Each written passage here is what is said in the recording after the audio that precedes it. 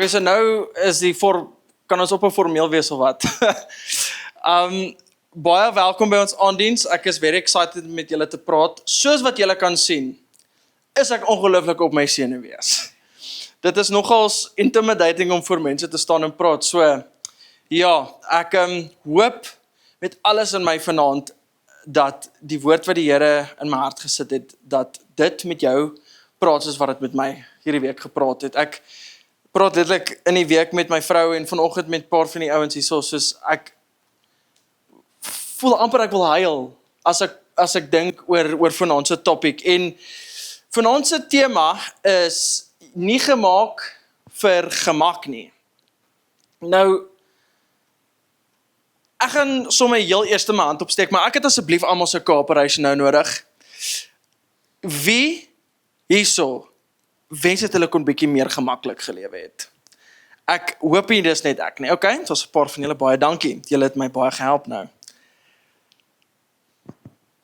Ons kan sê wat ons wil, maar om gemaklik te wil wees is deel van ons natuur.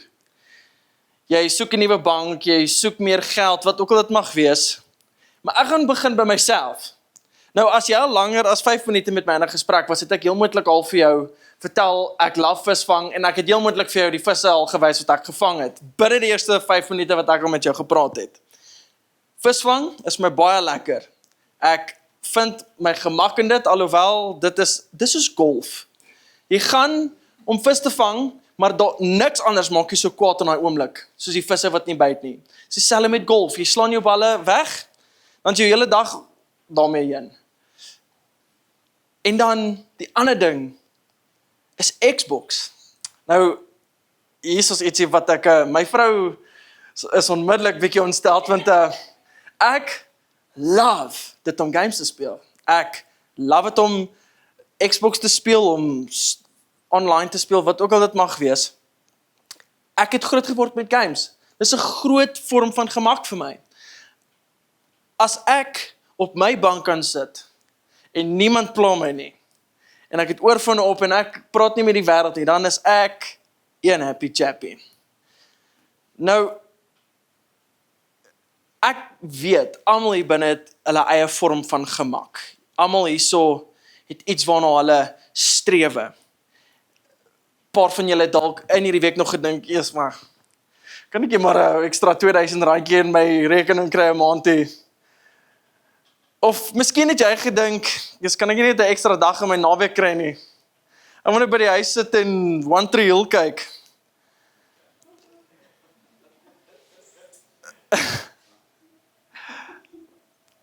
Ek dink ons almal kan saamstem met hierdie stelling dat lewe as 'n geheel is op hierdie oomblik maar taaf.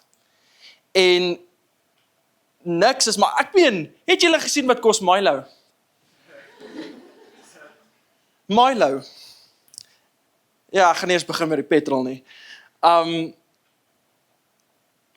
die goed wat ek nou vir jou gesê het, klink seker bekend, want heel moontlik iewers in hierdie week, of in hierdie maand, iewers hierdie jaar al, het jy gedink, ek kan bietjie meer gemaklik lewe.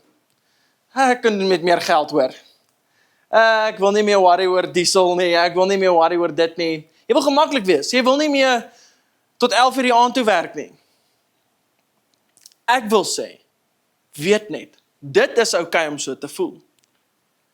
Almal begeer 'n gemaklike lewe, 'n meer gemaklike lewe. En daar's soveel wat in die wêreld aangaan, met die ekonomie wat lyk soos wat dit lyk, moet jy nog jou persoonlike lewe bestuur, jy moet jou verhouding met mense beskerm, jy moet meer geld probeer kry, jy moet jou geld probeer meer kry, jy moet jou geld mooi bestuur, jy moet jou punte op skool of universiteit, moet jy samehou in die 80's kry. Die six-pack wat jy elke liewe jaar vir jouself beloof hierdie jaar. Jou kinders, jou vrou, jy het soveel goed, soveel balle wat jy in die lug moet hou.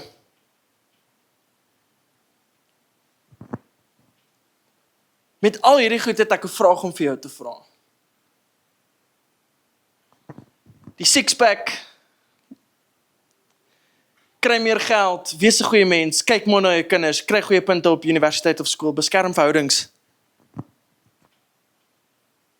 Wat mis ek?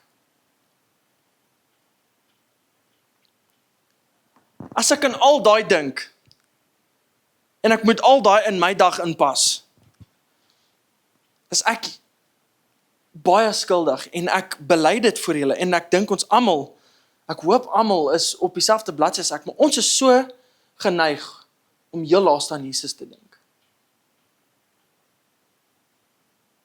Ek meen, hoeveel keer klim jy 8 uur in die bed, en sê, môre, fix ek my verhouding met Jesus, en ek sort al my probleme uit, ek gaan geld spaar, ek gaan 3 keer 'n dag bid, ek gaan elke liewe oggend Bybel lees, en dan die oomblik wat daai alarm afgaan 5 uur, ons het 8 uur, en jy is laat vir werk.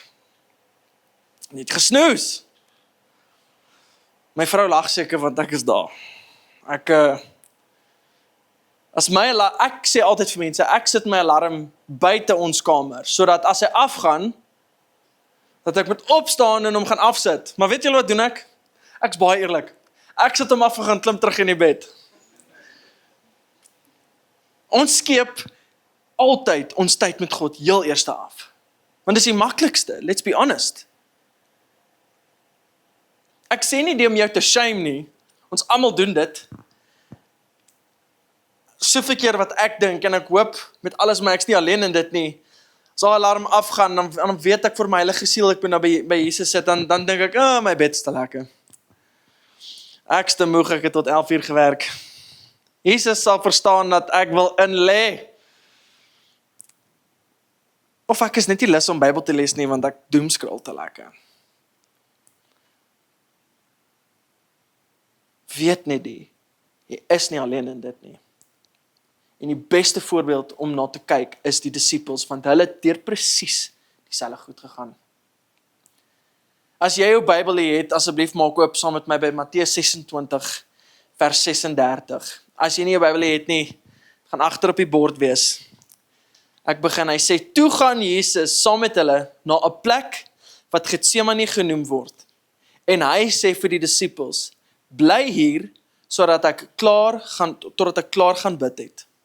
Hy neem toe vir Petrus en die 2 seuns van Zebedeus saam, en hy het bedroef en beangs begin word. Toe sê hy vir hulle, my siel is diep bedroef tot die dood toe. Bly hier en waak saam met my. Hy het toe 'n entjie verder gegaan, met sy gesig teen die grond neergeval en gebid, my Vader, as dit moontlik is, laat hierdie beker my verbygaan. Nogtans, nie soos ek wil nie, maar soos U wil. Hy kom toe by die disippels en vind hulle aan die slaap. En hy sê vir Petrus, was julle dan nie in staat om 1 uur lank saam met my te waak nie? Waak en bid, sodat julle nie in versoeking kom nie. Die gees is welgewillig, maar die vlees is swak. Ek dink die beste manier hoe die beste ding wat ek kan uitvat uit hierdie stuk skrif uit is, die disippels het ongelooflike goeie intensies gehad. Hulle het vir die Here gesê, Here, ons is by U, ons gaan U beskerm, ons gaan by U wees, ons gaan wakker wees, ons gaan nie in versoeking val nie, en wat was die eerste ding wat hulle gedoen het? Aan die slaap geraak. Ek lyk my is baie bely vanaand aan my kant, maar ek het een keer al regtig aan die slaap geraak, terwyl ek Bybel gelees het. Toe voel ek soos die slegste mens ooit. Hulle het so vasgevang geraak in die oomblik waar hulle was, in die trauma waardeur hulle gegaan het, wat ook al, in hulle omstandighede, dat hulle letterlik vergeet het van hulle redder. Die gees is gewillig, maar die vlees is swak. Hulle het deur soveel goed gegaan dat hulle prioriteite onwetend geshift het. Het net begin fokus op hulle omstandighede. Miskien werk jy heeltyd tot 11 uur die aand. Miskien het jy lekker lank Xbox gespeel soos ek. Miskien doomscroll jy en nie gesien waar jy in die tyd gegaan het nie. Toe mis jy daai tyd wat jy saam met Jesus wou spandeer het. Maar ek het gesê, ek gaan hierdie week die hele tyd Bybel lees. Elke oggend. Ek het gesê, ek gaan elke liewe dag, gaan ek 3 keer 'n dag bid. Hoeveel keer was ons nie al daar nie? Miskien sit jy hier, en jy kan nie ons onthou wanneer laas jy jou Bybel oopgemaak het nie. Of met God gepraat het nie. Miskien gaan dit so goed met jou geestelike lewe. En wat ek vanaand vir jou wil sê is, hou so aan. Ons cheer jou aan. Dis die beste plek waar jy kan wees.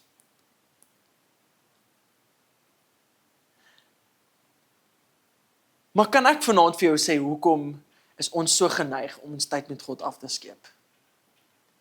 Om die Bybel te lees. Ons, as mense, hou nie van ongemak nie. En wat laat die Bybel jou voel? Ongemaklik. Hy is nie daar om jou gemaklik te laat voel nie. As ek in 'n spieël kyk, dan sien ek die ware ek. En dit is wat die Bybel is.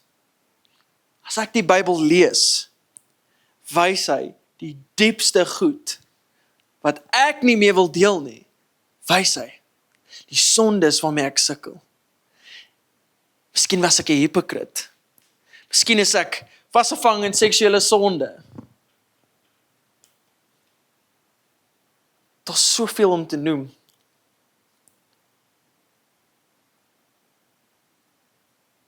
Dit is ongemaklik om met hierdie goed te deel, want ons is gemaak om soos God te wees. En heiligmaking is ongemaklik, want dit stretch jou. Dit forceer jou om te deel met die diepste goed wat jy vir niemand sê nie. Joh, daar was een keer wat ek 'n skrif in die Bybel gelees het, nee, toe het ek daai Bybel vir 'n maand vir my. Want daai Bybel het met my siel gepraat. En is iets wat ek niemand wou gehad het moes weet nie. Dankie Jesus, ek het deur dit gewerk. Maar ek dink almal hierso kan dink aan 'n keer, jy het 'n skrif gelees en toe voel jy die beltmerk hier agter op jou rug of jou bout. Ons hou nie van ongemak nie. So dan word ons net gemaklik en lees net glad die Bybel nie.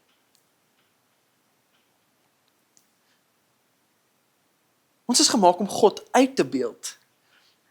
En hoe meer jy by hom sit, hoe meer word jy soos hy.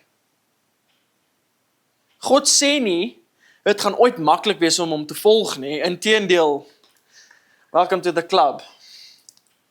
Jy moet seker maak jy het lekker tekkies aan, want jy gaan rowwe pad loop. Maar jy sal nooit alleen wees in dit nie.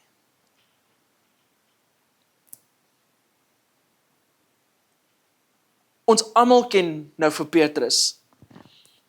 En Petrus was, die beste manier hoe ek Petrus kan beskryf, is hy was, dink gou aan iemand wat gereeld in die kroeg uithang. Die tipe persoon wat hy is, rof. Hy het heel moontlike bottel snymerkie op sy nek. Hy speel die pool, wat ook al, ek love pool by the way. Hy was 'n rowwe man gewees. Hy het gevloek, hy het, you name it. Hy was rof. En hy is die beste voorbeeld van iemand wat volhard het in die proses van heiligmaking. Hy het nie opgegee nie. Nou, ek wil hê jy moet weet daar's hoop. En ek wil hierdie sê, as jy vanaand hier sit en jy sê, my verlede keer my om by Jesus te sit, dit is 'n leuen van die vyand en ek bestraf dit in die naam van Jesus, vanaand. Petrus het letterlik vir Jesus ontken, Jesus, die koning van die heelal, die persoon wat letterlik sonde wegvat, hy het hom ontken. Kan jy imagine waardeur hy moes gegaan het nadat Jesus gekruisig was? Die goed wat hy moes dink. Maar hy het nog steeds nie toegelaat dat wat hy gedoen het om wegvat van God af nie. It is such a profound ding om te gryp en vas te maak in jou hart. Want ek wil vanaand vir jou sê, niks wat jy kan doen, kan jou wegvat van die liefde van God af nie. Petrus het gegroei, en as gevolg van die feit dat hy besluit het, ek gaan nie laat my verlede, of my aksies, of die feit dat ek in sonde leef, my weghou van God af, hy het besluit, al daai goed, maak nie saak nie, my identiteit in Jesus maak saak, en omdat hy dit gedoen het hy een van die grootste figure in kerkgeskiedenis geword, punt. Petrus het nie in sy gemaksone gebly nie.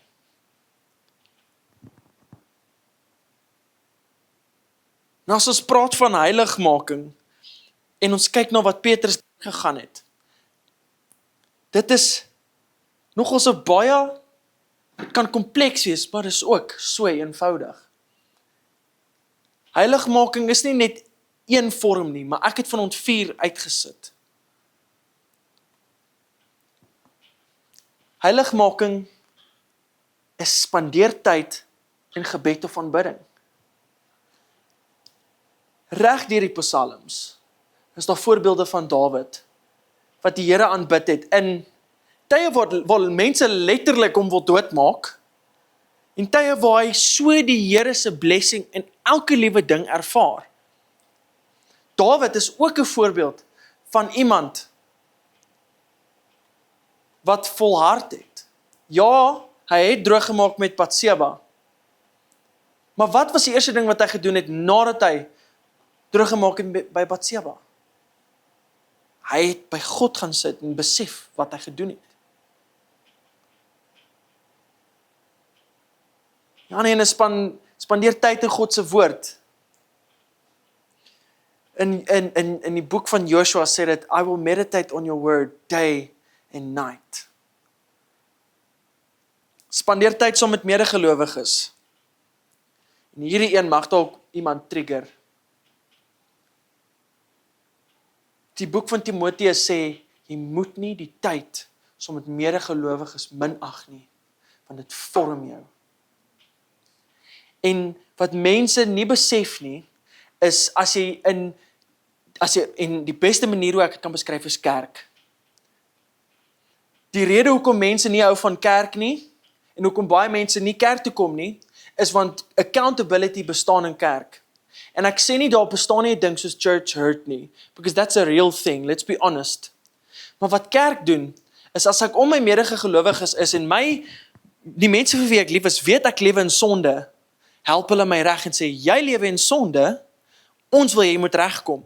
En wat is mense se eerste reaksie gewoonlik? Dit kom terug na wat die Bybel doen as ons dit lees. Kyk in jou siel in, en jy hardloop weg. Moet nie die tyd saam met medegelowiges minag nie. Dit is nie net kerk nie. Dit kan homself wees, maar ek wil sterk klem op dit sit. Daar's 'n rede hoekom kerk bestaan al vir duisende jare. En maak disippels. En ek weet dit is 'n introvert. Dis 'n nagmerrie. Ek meen, wat bedoel jy ek moet met mense gaan praat? Ek wil nie. Maar wanneer jy regtig begryp wat Jesus vir my gedoen het, kan jy nie help om vir mense te vertel nie. Matteus 28. Gaan dan en maak disippels van al die nasies, deur hulle te doop in die naam van die Vader, die Seun en die Heilige Gees. Ek wil asseblief vir een oomblik baie reël met jou raak. En dit is iets wat die Here my so convicted van. Is wat Jesus daar gesê het, is nie 'n versoek nie. Dis nie 'n vraag nie. Dis 'n opdrag.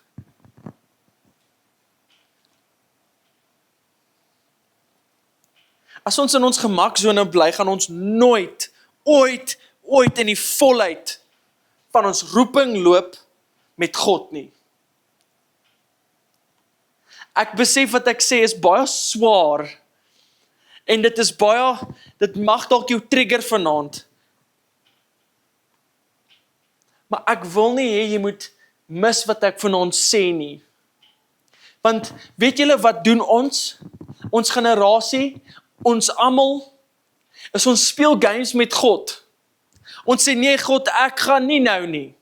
Ek wil nie nou met my goed deel nie, want dit is nie lekker nie. Ek wil nie nou iets doen nie. Dis nie lekker om gevorm te word nie. Dis nie lekker om te weet, ek is 'n sondige mens nie. Weet julle wat doen ons? Ons sit alles voor Jesus.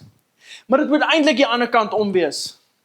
Dit moet Jesus wees en dan die res. Punt.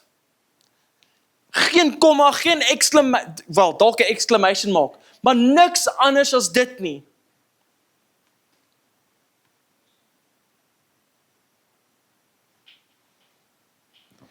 Jy mag dalk vanaand hier sit en jy is besig om deur iets te gaan en niemand weet waardeur jy gaan nie. En jy weet vir jou heilige siel, as iemand weet waarmee ek sukkel, is dit verby vir my. My reputasie is daarmee en ek gaan my werk verloor, wat ook al dit mag wees.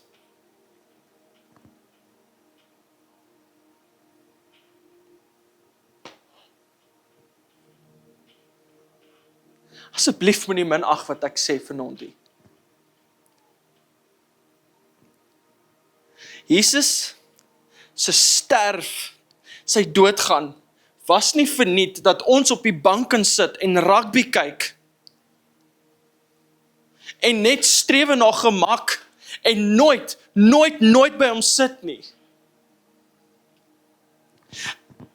Ons moenie worry oor geld of enigiets anders as ons nie by hom sit nie. En ek wil nie eendag by die hemel aankom en vir die Here sê, Here, ek is jammer. Ek was te besig om rugby te kyk of Xbox te speel of vis te vang, wat ook al dit vir jou mag wees. Ek was te besig met ander goed en nie met U nie. Ek besef ek raak op hierdie oomblik passievol.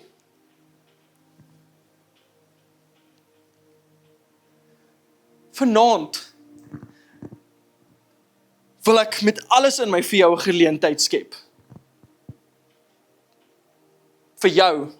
Nie die persoon wat saam met jou kerk toe gekom het nie, vir jou.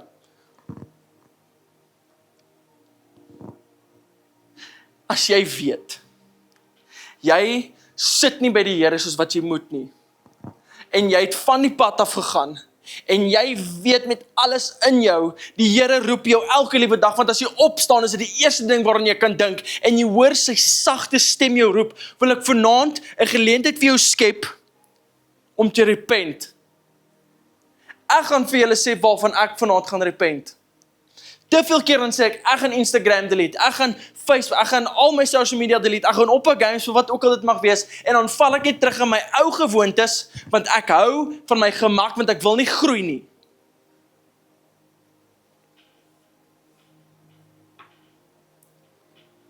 Dis hard wat ek sê.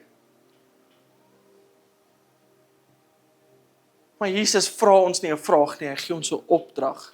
En wat ek wil hê moet weet is, hy is so lief vir jou.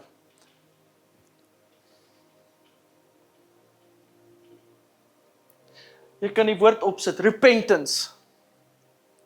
A change of mind that leads to fundamental change in action, direction and heart regarding sin.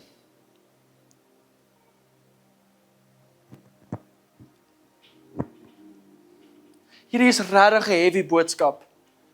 En ek's jammer as dit vir jou swaar voel.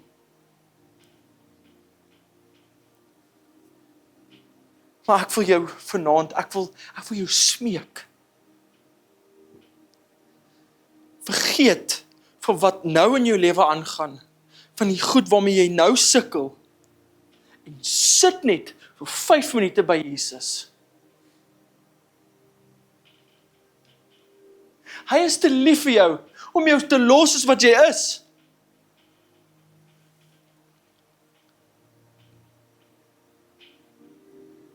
Vanaand, daar gaan altyd tyd wees, maar ek wil hê jy moet vanaand serieus raak.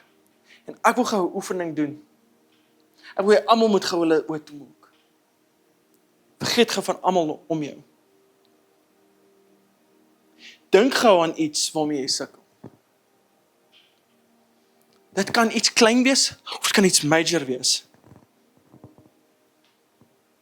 Ek gaan nie vir jou sê jy moet jou hand opsteek nie. Maar ek gaan gou ietsie doen. Verbeel jou, jy's onder druk met tyd. En as jy nie hierdie ding oorgee nie, hardloop jou tyd uit. 10, 9, 8, 7, 6, 5, 4, 3, 2, 1. Nou. Kan jy oë oopmaak? Jy mag dalk 'n vorm van angstigheid nou net ervaar het. Jy mag dalk nou bietjie benoud begin voel het. Ek weet wat ek sê is hard. Maar ek wil hê, jy moet dit weet. En die Here het my, dis asof hy my met 'n plank geklap het. Skrik wakker, Sander. Tyd hardloop uit. En ek kan nie vir my siel vanaand hier staan en vir julle lieg en fake wees en vir julle sê, vir julle enig van 'n life lesson gee nie. Ek wil vir julle 'n oomblik gee. En Theo gaan nou die oomblik fasiliteer. As jy vanaand gebed nodig het, moenie 1 sekonde huiwer vir dit nie. En as jy vir iemand wil bid, doen dit. Jesus is so lief vir jou. En hy wag vir jou